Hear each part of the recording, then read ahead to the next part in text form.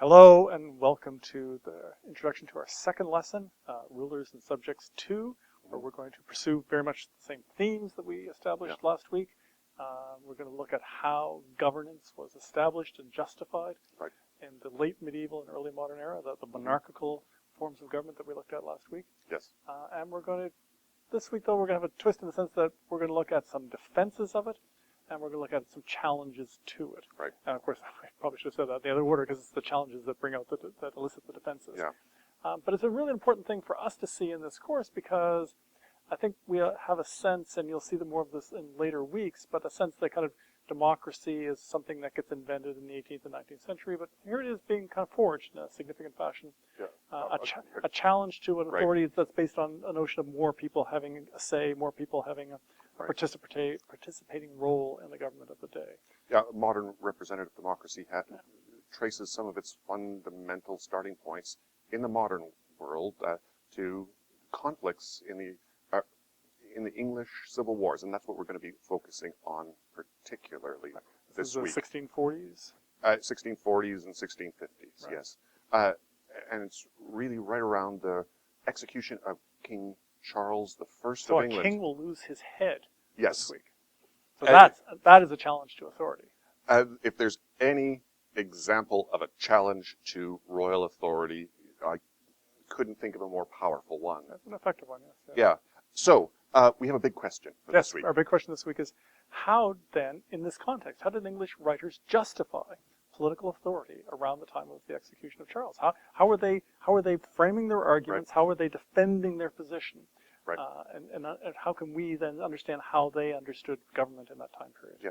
Yeah. One of the challenges that we have in understanding the big question for this week and the points of view that we're going to be looking at in the primary sources particularly is that the views of the world that early modern men and women had were in some ways related to ours, but significantly different in others. What in particular would you point out? Yeah, well, in particular, many people today are religious, and sometimes out of deep conviction, and it really shapes their lives in lots of ways.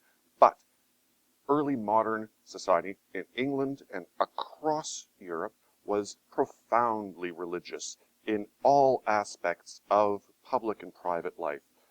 People could be irreligious, and they could be religious in unconventional ways, but to really understand European society in the Middle Ages and the early modern period, we have to understand that one of the underlying assumptions was that there was just one truth under one God, and therefore social relationships, political relationships, economic relationships had to be structured in relationship to that.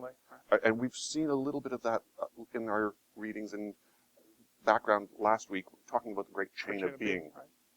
For this week, we're going to be looking at two important strands or themes that lead to some challenges to that underlying assumption of unity under God. Mm-hmm. One is a series of pretty fundamental challenges to authority in the 16th century across Europe that we know about under the heading of the Reformation. We're talking about reformations. And, well, we're going to be looking not at the entire diversity of Protestantism, because when we talk about reformations, we're usually talking about Protestantism in its many forms: Catholicism, Anglicanism, Calvinism, Mennonitism, and so on. There's many more branches as well, and branches within the branches.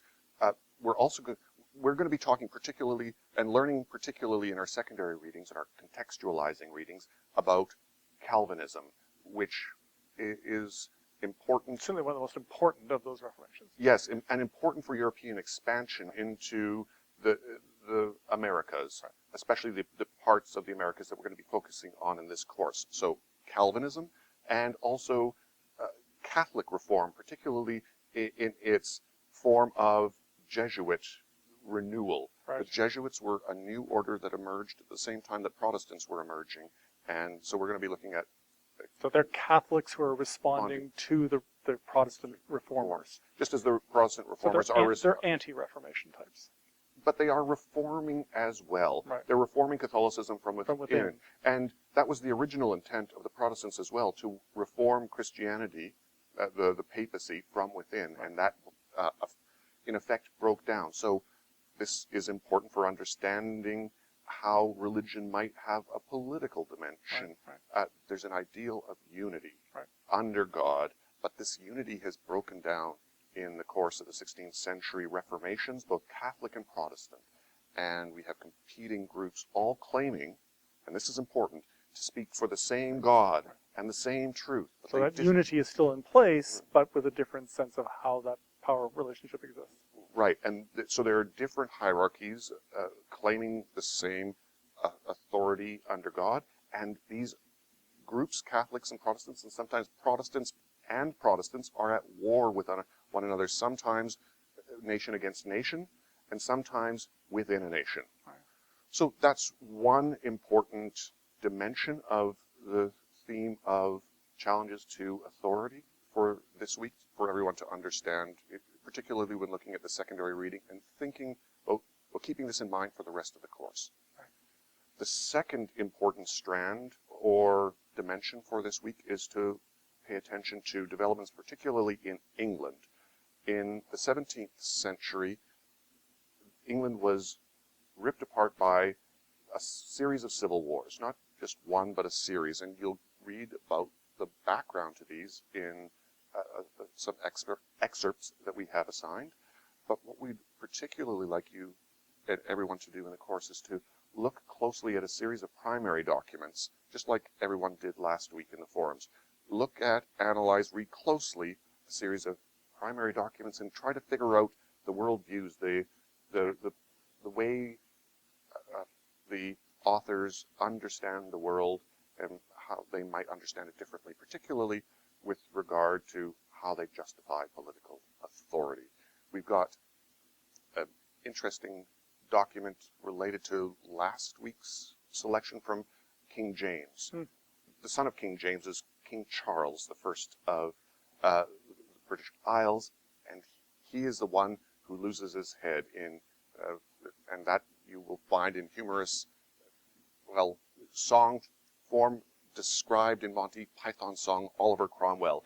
King Charles begins his reign at a certain height and ends his reign 1 foot shorter, or something of the sort. He is the reputed author of one of the text selections that we're going to be looking at this week, a justification of his rule, a defense of himself. How does he justify his rule just before he dies, just before he's executed? And another one of the selections is something called the Agreement of the People. It's one version of a series of documents published around the time of King Charles's execution, which justified rule by the people of England. It's a fascinating document. So direct rule by the people? Or? It representative rule by the people. So through Parliament? Through Parliament, through elections. The Agreement of the People, proposed by a group that called themselves the Levelers, considered every man in England to be of the same quality before God and before the nation. Equality. A notion of political equality. This is new. This is new. So what's going on in this document? What are the grounds, the reasons, the justifications for this kind? So those are things to think about for this week. And in addition to that, we have a toolbox entry on analysis and on chronology, two important elements of historical thinking, because we tell stories in historical work, but to tell stories we have to decide what to tell stories about. Right. We take evidence, we take it apart, we analyze it before we put it together in a story, and we have to have a sense of how things fit together in time and place. Yes. And we are providing you with a kind of, with selections in each of our lessons.